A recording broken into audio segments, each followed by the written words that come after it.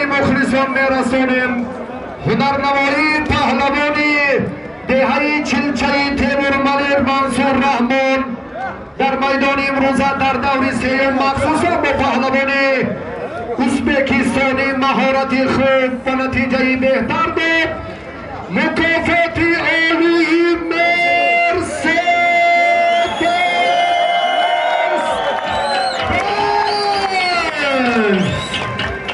شیرین میدان از دلر جهانگیر مجیدوف یک چهره محبوب گوشترین جدا و امینی ماهیه‌ای نمینامد با هر دو بخت و سعادت موفقیت و جالبیت میدان با مشورت تیمور و دادخان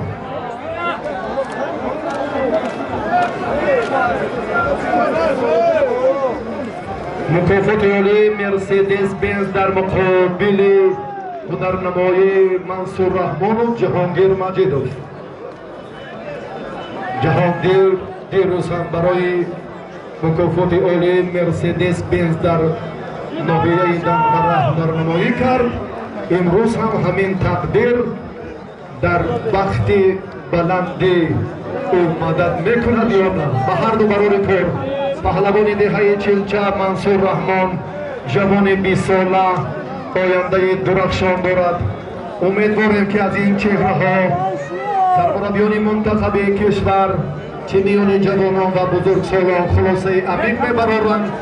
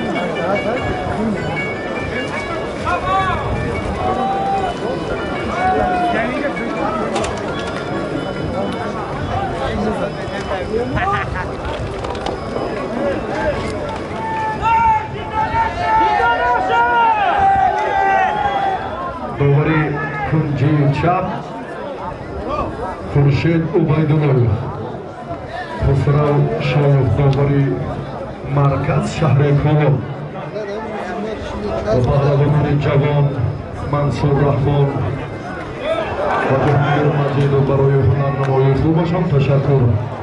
و پهلوان مومن‌آبادی هنرنمایی جالب هم دارند تشکر. ددخان و تیمور رحیموف هم خیلی هنرنمایی خوب نشان داده ایستادند.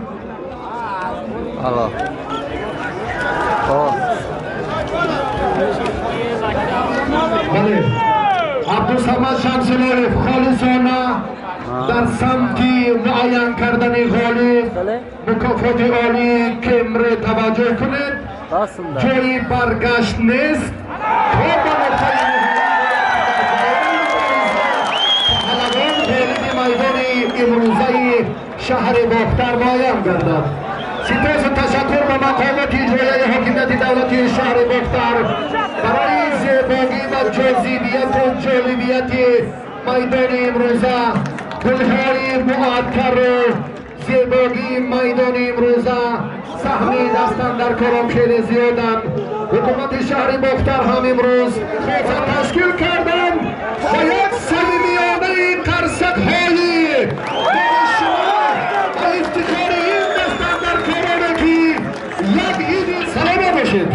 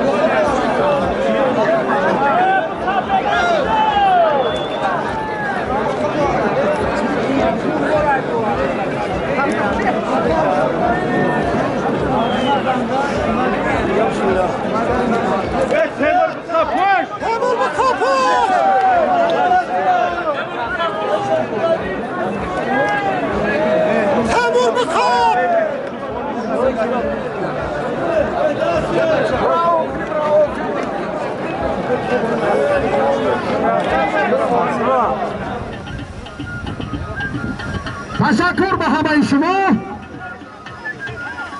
رئیس محترم شادمان رضایف را هم برای گرفتن مکافات عالی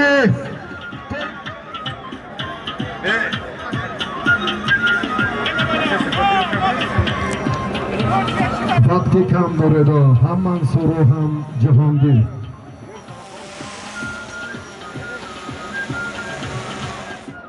دو دستی دیگر دو دستی دیگر به مشورت یکدیگر ریزوگی یکدیگر میگیرند. اگر نتیجه بخش انجام نیافت آنگاه ما با همین چوربینی با شکوه نوروزی شهر باختر را به انجام میرسانیم. شاه جایزه عالی مرسدس بنز در این لحظه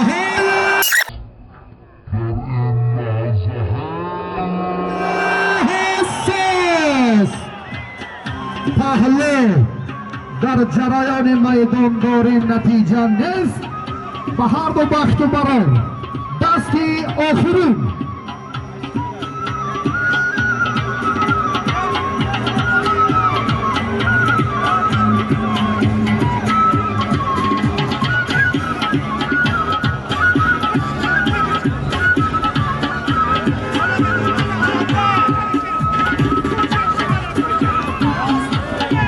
نشد. به همین تنتنه میدانداری دشتر سنتی بعد از نیروسنجی منصور رحمان و جهانگیر مجید و برای دریافت مکافات عالی شاه جایزه مرسدس بنز به انجام رسید. به همه مهمانان و دوستان محترم برای تشریفشان سپاسگزاریم. نوروزی بین المللی به همه شما بار دیگر مبارک باشد.